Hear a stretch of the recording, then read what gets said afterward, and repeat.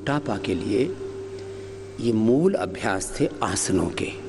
अब प्राणायाम, सिद्धासन, बायां पैर नीचे दायां ऊपर, पंजा, बाएं पैर का पंजा दाहिने पैर की पिंडली और जंघा के बीच में, दाहिने पैर का पंजा बाएं पैर की पिंडली और जंघा के बीच में। यह है सिद्धासन। सामान्य रूप से इस आसन में लगभग 1 घंटे से लेकर के 2-3 घंटे बैठा जा सकता है। योगाभ्यास में आसन सिद्धि की जब बात आती है तो कहती कि कम से कम 1 से लेकर के 2-3 घंटे एक आसन में बैठ करके प्राणायाम, ध्यान, चिंतन, मनन करने का अभ्यास योगी का होना चाहिए। तो उसमें सबसे सरल, सहज, वैज्ञानिक, निर्दोष आसन है वो ये सिद्धासन है। पद्मासन आधा 1 घंटे से अधिक नहीं करना चाहिए। उसमें फिर बड़ी उम्र में तो तकलीफ भी होती है। बच्चे अधिकतम आधा घंटा तक कर सकते हैं। यह पद्मासन है। और जो दोनों में न बैठ पाए वो सुखासन में बैठ जाएं। जो सुखासन में भी न बैठ पाए वे कुर्सी पर बैठ जाएं। प्राणायाम में यद्यपि सभी प्राणायाम बहुत लाभकारी हैं, उसमें मूल 5 प्राणायाम तो हम सभी को करने के लिए बोलते हैं। भस्त्रिका, कपालभाति, अनुलोम विलोम, भ्रामरी, उद्गीत। और मोटापा के लिए उज्जाई जरूरी होता है, इसलिए 6 प्राणायाम विशेष रूप से करवाते हैं। ऐसे सामान्य रूप से सामान्य गति, मध्यम बल है तो मध्यम गति, और अधिक बलवान है और को रोग विशेष नहीं है तो तीव्र गति से भी कर सकते हैं। एक बहुत बड़ी बात कही जाती है मेडिकल फील्ड में, मोटापा से संबंधित और ऐसे भी एनर्जी के सिद्धांत पर आधारित ये बात होती है। कितनी कैलोरी बर्न हुई, कितना हमने इनटेक किया, उसमें से कितनी कैलोरी हमारी वैज्ञानिक तरीके से हमने खर्च की। यदि हमारी कैलोरी अधिक है, बर्न पूरी होती नहीं है, एनर्जी एक्सपेंडिचर नहीं होता है, तो मोटापा बढ़ता है। क्योंकि सारा सिद्धांत है कितना आपने खाया, उसमें कितना आपने पचाया, और बाकी फिर बच गया, उससे कितना मोटापा बढ़ाया, बस यही तो है। तो एनर्जी एक्सपेंडिचर का, कैलोरी को बर्न करने का सबसे सटीक तरीका है भस्त्रिका, कपालभाति, अनुलोम विलोम। उज्जाई थायराइड को, थायराइड, पैराथायराइड और पिट्यूटरी ग्लैंड, उसको स्वस्थ बनाने का तरीका है। भ्रामरी, उद्गीत रिलैक्सेशन का तरीका है। स्ट्रेस से भी ओबेसिटी बढ़ती है, एंजाइटी, डिप्रेशन बढ़ता है, ज़्यादा खाने की इच्छा होती है और उससे फिर मोटापा बढ़ता है। Less physical activity, over eating and unhealthy lifestyle, यही तो बड़े कारण है मोटापा के। Less physical activity, over eating, stressful life, undisciplined life. देखो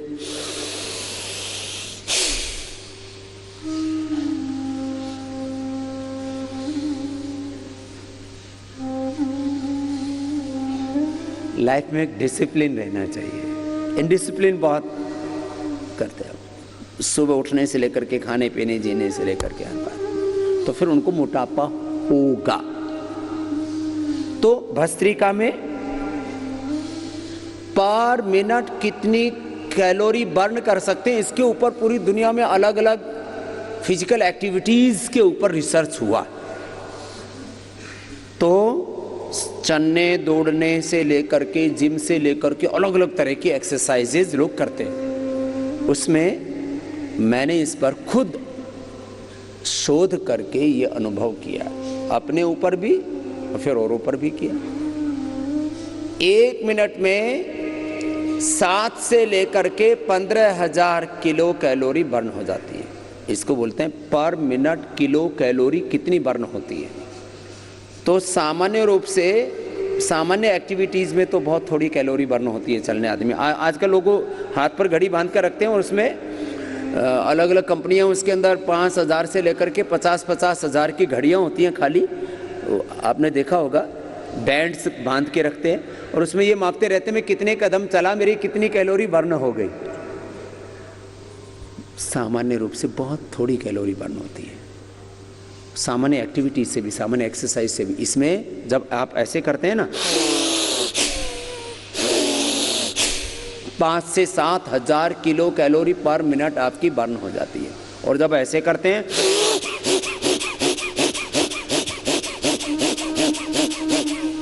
तो 7 से लेकर के 15,000 किलो कैलोरी पर मिनट बर्न हो जाती है। लेकिन याद रखना, जिनके कान बहते हो वो मत करना, नहीं तो पता लगा तुमने कान के पर्दे ही फाड़ दिए। ऐसा नहीं। कमजोर आदमी को कोई भी अभ्यास, कोई भी व्यायाम, कोई भी काम बहुत जोर से नहीं करना चाहिए। किसी किसी की आंखें बहुत कमजोर होती है, किसी किसी के कान के पर्दे बहुत कमजोर होते हैं, किसी का दिल दिमाग बहुत कमजोर होता है। कमजोर आदमी को बहुत जोर से योगाभ्यास और कोई भी व्यायाम एक्सरसाइज नहीं करनी चाहिए। फिर जिनको उच्च रक्तचाप है, हृदय रोग है, हर्निया है, कमर में दर्द है, फिर बाद में बोलता हूँ ना कमजोरी है। कमजोरी कई तरह की होती है। किसी की स्किन बहुत कमज़ोर होती है, किसी की हड्डियाँ बहुत कमज़ोर होती है, किसी का बोन मेरो बहुत कमज़ोर होता है, किसी के ब्लड के लेवल पर कमज़ोरी होती है, हीमोग्लोबिन, TLC, DLC, WBC वो कमज़ोर होते हैं, किसी का लीवर, किडनी, हार्ट कमज़ोर होता है, किसी का नर्वस सिस्टम बहुत वीक होता है, उसको इम्यूनिटी, रोग प्रतिरोधक क्षमता किसी की बहुत कम होती है, उनको धीरे धीरे। तो ये सामान्य गति से लेकर के मोटापा वालों को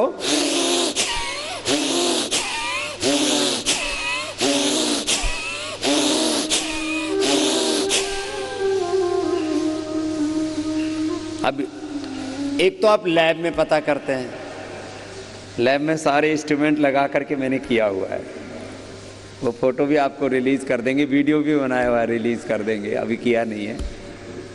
इसमें जब ऐसे तीव्रता से करते हैं ना, तो मैं कहता हूँ दिसंबर महीने में भी सर्दी ना लगे। हिमालय में योगी रहते हैं, उनको ठंड नहीं लगती, क्या करते हैं?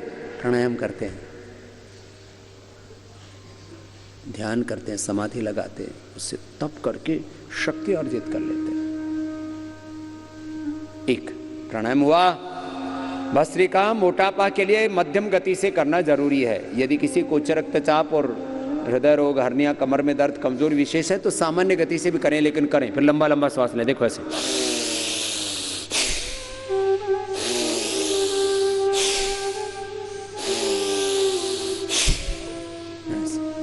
और कर सकें तो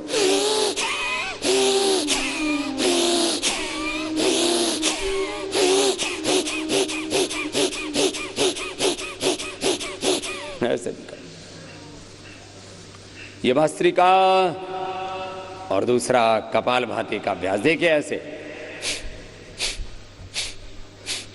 कपाल भाती कीजिए, ये भी मूलाधार से सहस्रार तक देह को दिव्य बना देता है। कपाल भाती करते रहो। योग कल्प वृक्ष की तरह है। योग के संदर्भ में कुछ बड़ी बात, योग दूसरा जन्म, दिव्य जन्म देता है। मैं बार बार कहता हूं, एक जन्म मां की कोख से, उसको भौतिक जन्म कहते हैं, और वो जरूरी है, उसके बिना तो जीवन है ही नहीं ना। जन्म तो मां के कोख से ही होगा। सृष्टि के आदि काल में अलग अलग परंपराएं हैं। हम ये मानते हैं कि हमारा जन्म धरती मां की कोख से हुआ है, कुछ ये मानते हैं कि अमीबा और बंदर आदि से आदमी बना है। अब ये मान्यताएं हैं, एक एक मान्यता के पीछे आधार हैं अपने अपने। खैर, एक जन्म मां की कोख से इसको भौतिक जन्म कहते हैं, और दूसरा जन्म योग से इसको दिव्य जन्म कहते हैं। योग से सच में दिव्य जन्म होता है। और इस भौतिक जन्म के भी पीछे कई प्रकार के फिर दुख, दर्द, दुर्बलताएं, पराधीनताएं, प्रारब्ध दोष भी जुड़े हैं। उसको जेनेटिक रोग कहते हैं, जेनेटिक रोग कहते हैं मेडिकल टर्मिनोलॉजी में, और उसको आध्यात्मिक भाषा में प्रारब्ध दोष कहते हैं। देखो, अब कुछ लोग मेरी इस बात का विरोध करते हैं कि ये कैसे हो सकता है कि पूर्व जन्म के कारण से कोई रोग होता है। अरे पूर्व जन्म बोलो या माता पिता के कारण से बोलो, बात तो एक ही हुई। जो पूर्व जन्म नहीं मानते वो मानना ही नहीं चाहते जन्म को। अरे तुम पूर्व जन्म को नहीं मानोगे तो लोगों में अलग अलग मति, अलग अलग भक्ति, अलग अलग कृति, अलग अलग प्रकृति क्यों दिखती है?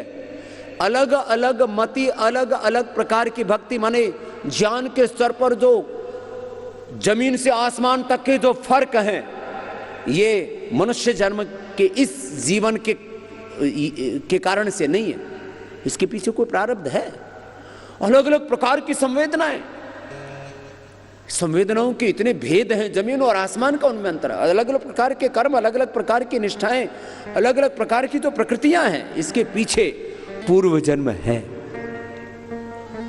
तो जन्म जन्मांतरों के दोष आध्यात्मिक भाषा में और वैज्ञानिक भाषा में, आधुनिक भाषा में, या कहें कि हम मॉडर्न मेडिकल टर्मिनोलॉजी में जेनेटिक रोग, genetic BP, genetic sugar, genetic asthma, genetic cancer भी योग से क्योर किया जा सकता है। यह है योग से दिव्य जन्म पाने का सबसे बड़ा प्रमाण, और हमने लोगों का ठीक किया है और उसके पूरे एविडेंस हमारे पास में। आज मैं 25 वर्षों के बाद इस बात को कह रहा हूं।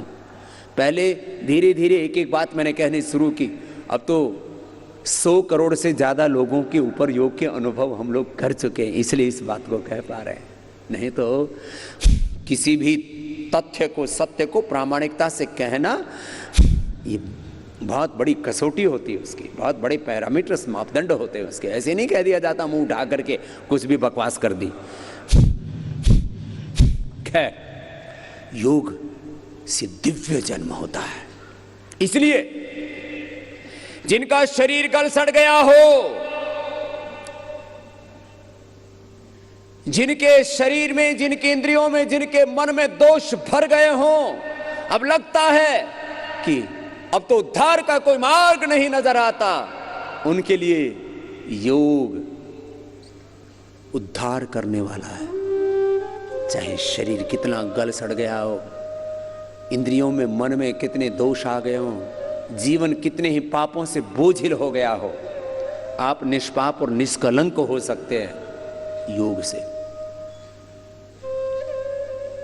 जन्म जन्मांतरों के और इस जन्म के भी जितने भी बुरे अभ्यास हैं, चाहे वो प्रारब्धगत हैं दोष, चाहे इस जीवन के अभ्यासगत दोष हैं, उनसे भी मुक्त हो जाते हैं। बाकी ये रोग तो क्या, इनकी तो बात ही क्या है, इसकी तो औकात ही क्या है। रोग कुछ नहीं है। न तस्य रोगो, उसको रोग नहीं होता। अब प्रमाण, रेफरेंस उपनिषद का, न तस्य रोगो न जरा, उसको बुढ़ापा नहीं आता, न मृत्यु, वो मृत्युंजयी हो जाता है। अथर्ववेद में मंत्र है, वेदों के अलग अलग मंत्र हैं। ब्रह्मचर्येण तपसा देवा मृत्यु उपागनता, ब्रह्मचर्य के तप से देवता मृत्यु पर विजय प्राप्त करते हैं, मृत्युंजयी हो सकते हैं। तो ब्रह्म क्या है? बोलो प्राणो ब्रह्मेति, वे जाना, प्राण ही ब्रह्म है। तो इसलिए मैं खाली उत्साह ही नहीं जगाता हूं, ये सच है। मैं लोगों को मोटिवेट भी करता हूं। आजकल मोटिवेशन एक बहुत बड़ा बिजनेस भी है। बहुत से मोटिवेशनल स्पीकर्स हैं जिन्होंने हजारों करोड़ का साम्राज्य खड़ा किया खाली बोल करके। मैंने बोल करके भी करोड़ों लोगों का उत्साह जगाया, उनके जीवन में शौर्य पराक्रम जगाया, उनकी निराशा को भगाया है। और मैंने बोल करके ही नहीं, मैंने कर करके भी लोगों को जगाया है, आगे बढ़ाया है, उनके जीवन की निराशा को, उनके जीवन के दुख दर्दों को हटाया है, मिटाया है। देखो ये बहुत बड़ी बात मैं कह रहा हूँ। मोटिवेशन तो ज़रूरी है, इसलिए मैं बोलता हूँ दूसरों से मोटिवेशन हो जाए तो बहुत अच्छी बात है, ले लेना किसी से भी, लेकिन सेल्फ मोटिवेशन, सेल्फ इंस्पिरेशन, ये शब्द कुछ बहुत गहरे हैं जिनका मैं बार बार प्रयोग किया करता हूँ। एक शब्द है, बोलो, आत्म प्रेरणा। बोलो, आत्मस्पर्धा।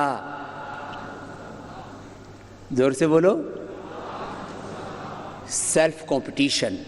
दूसरों से कंपटीशन करते हैं ना, तो उस समय कहीं ना कहीं ईर्ष्यादि के भाव जागृत हो जाते हैं, द्वेषादि के भाव जागृत हो जाते हैं, किसी को गिराने कि किसी को पराजित करने के भाव जागृत हो जाते हैं।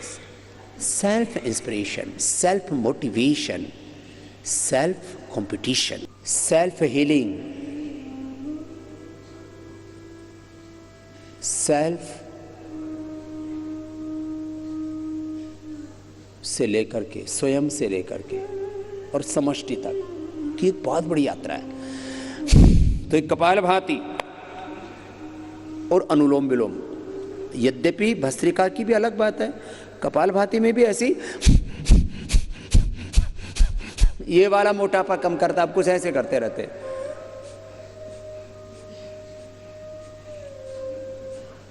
इसके लाभ होंगे, इससे एकाग्रता बढ़ेगी, इसके दूसरे लाभ है, लेकिन इसे मोटापा विशेष कम नहीं होगा। अब ऐसे ऐसे कैसे कम हो जाएगा?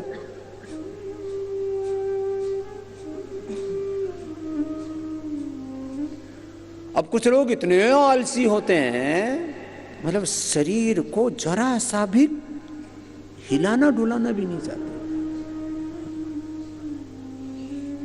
वो कहानियां सुनते रहते हो ना कि आग भी लग जाए तो गूदड़ी गीली करके रोड के सो जाते हैं। अब ऐसे आलसी, उनका कुछ नहीं हो सकता। इसलिए प्रमाद को कभी भी किसी ने भी प्रोत्साहन नहीं दिया है। कोई भी महापुरुष हो, उसको मृत्यु रूपी का है, शत्रु ही का है, सबसे बड़ा बाधक तत्व है वो। मध्यम गति से मोटापा के लिए। फिर उज्जाई, T3 T4 TSH का इम्बैलेंस होने से पूरा ढांचा ही गड़बड़ हो जाता है। छोटे छोटे तत्वों की डेफिशिएंसी वो बड़ी खतरनाक होती है। बड़े दोस्त तो होने ही नहीं चाहिए, छोटे छोटे दोष भी हमारे जीवन को नर्क बना देते हैं।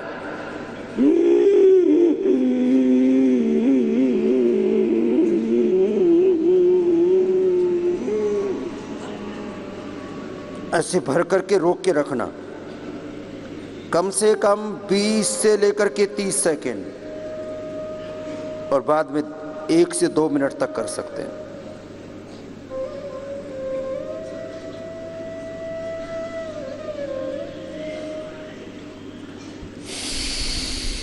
मैं इसे 2 से 2.5 मिनट तक भी करता हूं, लेकिन जिनको थायराइड की प्रॉब्लम, उनके लिए आधा मिनट पर्याप्त है।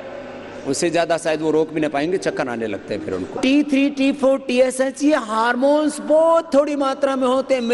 एक तो होता है किलो, क्विंटल, किलो, और उसके नीचे होता है ग्राम, और उसके नीचे होता है ग्राम का 1000वां हिस्सा मिलीग्राम। कुछ चीजें शरीर में मिलीग्राम्स के लेवल पर भी गड़बड़ हो जाएं तो ढांचा बेकार हो जाता है। नींद नहीं आती है, भूख नहीं लगती है, और पानी भी पियो तो घी की तरह लगता है। ऐसे मोटापा बढ़ने लगता है, पूरा अव्यवस्थित हो जाता है व्यक्ति। किससे? T3 T4 TSH, vitamin D, vitamin B12 आदि से। ऐसी और प्रोलैक्टिन, कार्टिसोल, एसीटीएच आदि, ये हार्मोन्स, केमिकल्स कुछ बहुत छोटे छोटे लेवल पर होते हैं। इन सारे प्रकार की फिजिकल एंड मेंटल डेफिशिएंसीज से, ये तो फिजिकल डेफिशिएंसीज हैं। फिर किसी किसी आदमी को गुस्सा बहुत आता है और गुस्से में पूरा घर जला देता है। मैंने देखा है लोगों को गुस्से में अपने घर में आग लगाते हुए, गुस्सा आ गया और अपने झोपड़ी में आग लगा दी, और बालक फूंक दिए, पत्नी फूंक दी, घर को फूंक दिया गुस्से में। अभी आपने देखा पिछले दिनों हमारे एक सैनिक ने 3 अपने साथियों को मारा, फिर खुद को मार लिया। क्या हुआ? गुस्सा आ गया था।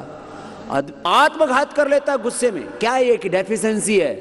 ये किसी भी तरह के, ये जो छोटी छोटी बातें हैं ना जीवन में, और कुछ इतने ठंडे होते हैं, उनको कुछ भी बोलते हो ढीठ हैं, उनको कुछ असर ही नहीं होता।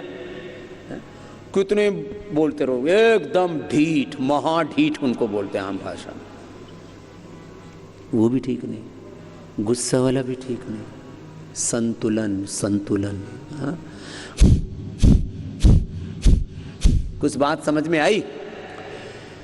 एक डेफिशिएंसीज हो जाती हैं, कुछ चीज़ें बहुत घट जाती हैं, कुछ चीज़ें बहुत बढ़ जाती हैं, कुपोषण अतिपोषण हो जाता है। योग से सब कुछ ठीक होता है। इसलिए कहता हूँ मैं, रोज योगाभ्यास करो, व्यायाम करो, आसन करो, प्राणायाम करो, ध्यान करो।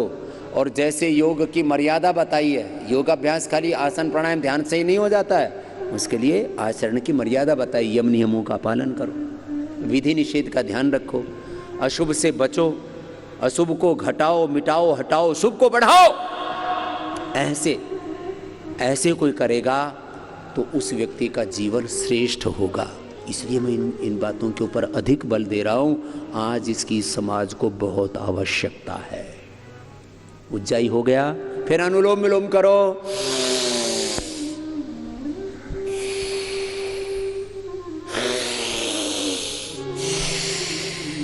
देखो, ध्यान के लिए तो बहुत धीरे जरूरी है। ध्यान के लिए 1 मिनट में 1 श्वास। ध्यान के लिए कितना?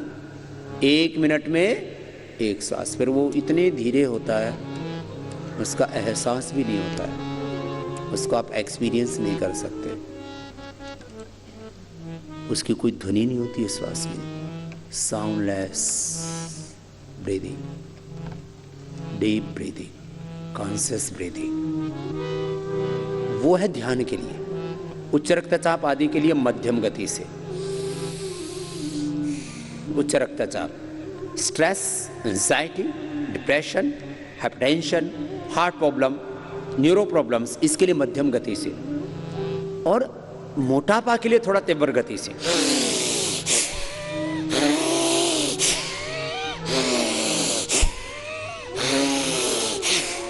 ऐसे, ये भी सूक्ष्म बातें हैं। इसलिए इन बातों के लिए आपको समर्थ गुरु का सानिध्य आवश्यक है, एक अनुभवी गुरु का सानिध्य आवश्यक है। तो अनुलोम विलोम सामान्य गति, मध्यम गति और तीव्र गति से बता रहा था, और उसके अलग अलग लाभ भी बता रहा था।